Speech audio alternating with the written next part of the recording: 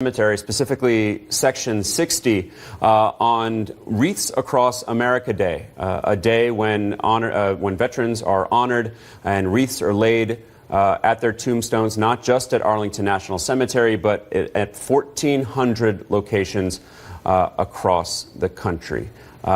This comes at the end of a tumultuous week for the president. Lots of changes amid staff shakeups.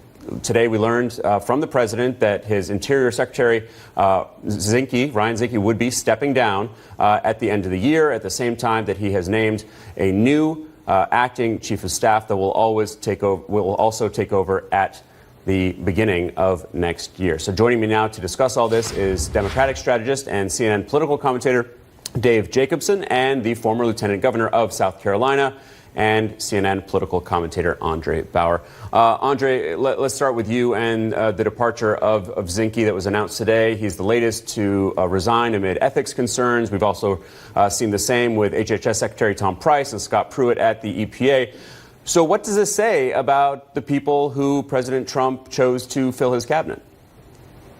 Well, some of them I was very strong on, some of them not so much. I think some of the folks from the beginning were a bad fit, given the fact that he was going to drain the swamp, and some of the very people he put in at the beginning were the swamp. As a guy that supported Trump from the beginning, early in February of 2016, some of them, quite frankly, I wasn't happy with. I wanted to see folks, and I'm excited.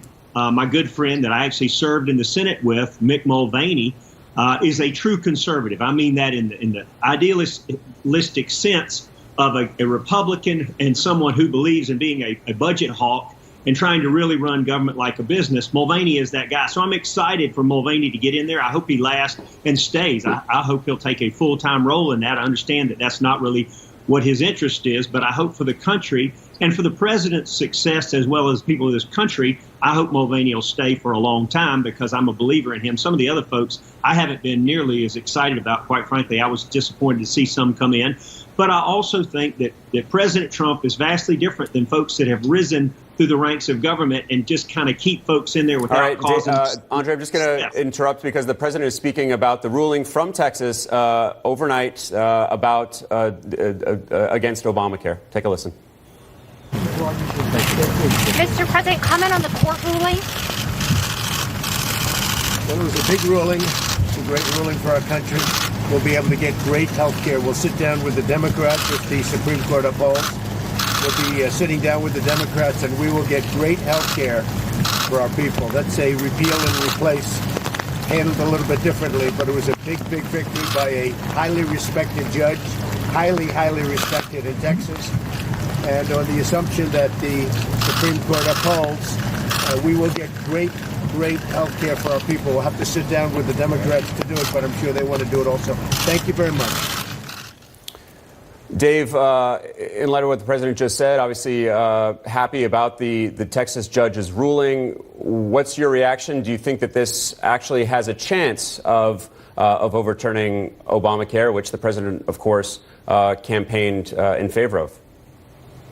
I think it's plausible that it goes to the Supreme Court, and I think at that point it's a jump ball. The Supreme Court has already struck down other cases that had tried to rip apart the Affordable Care Act.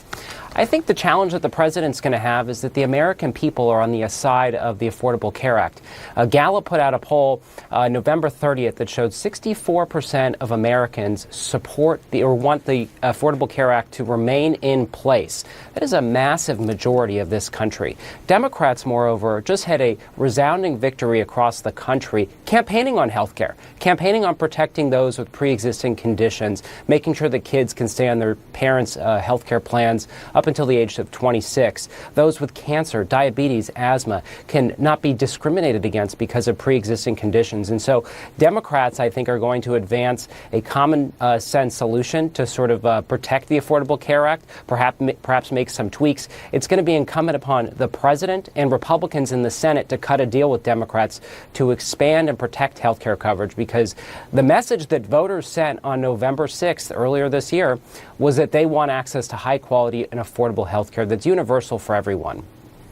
But Andre, the way that this will play out, we expect it will not be up to voters. It could come before the Supreme Court, which is now firmly a conservative Supreme Court. So how do you, if it does come before the Supreme Court, now with the additions of Neil Gorsuch and Brett Kavanaugh, how do you see them ruling? I think they'll rule in favor just the way the judge did today. Look, to mandate health care is far beyond what the majority of Americans believe is right. This was put in without any help from Republicans. President Trump, I would say, 2 years ago ran to disband Obamacare. And so, look, as many Americans, I want to make sure people with pre-existing conditions are able to get health care. But as a Republican, I also believe to mandate someone to carry health care coverage and to penalize them if they don't is wrong. And so hopefully the two parties will come together and cool heads will prevail. And in a non-election year, they'll try to work this out. Look, they only fell one vote shy of getting this changed anyway in the Senate. And so with a new makeup of the Senate, a bigger majority in the Senate, hopefully the two sides will come together and we'll get a better, somewhat of the same bill, but tweak it, make it better. And try to take off some of these provisions where we mandate, for example, someone carry health care coverage and penalize them if they don't have it. Dave, I want to get back to the shakeup at the White House. Now we've seen Mick Mulvaney accepting a position as acting chief of staff. This will be the third chief of staff in less than 2 years during the Trump administration. A similar thing happened in terms of turnover of chiefs of staff under President Obama. Do you feel that this is different? Well, look, I think the amount of disarray, more broadly speaking, in the Trump administration is unparalleled. You have individuals and cabinet secretaries who reek of corruption and fraud against the American people. Zinke, of course, is being investigated for taking advantage of taxpayers, exploiting his position, spending lavishly on private travel.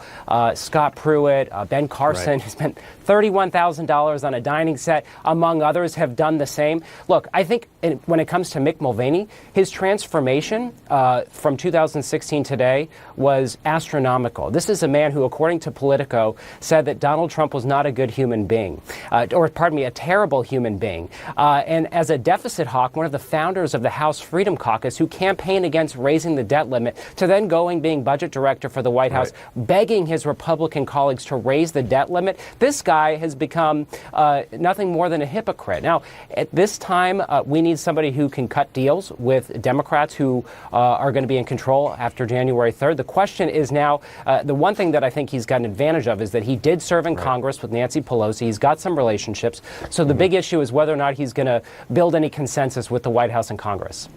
All right, Dave Jacobson, Andre Bauer, thanks so much. Thank you. Now, a parting shot. In Wisconsin, Republican Governor Scott Walker signs a controversial bill to strip power from the incoming governor and his attorney general. Those details straight ahead. When my hot water heater failed, she was pregnant, in-laws were coming, a little bit of water, it rocked our world. I had no idea the amount of damage that water could do.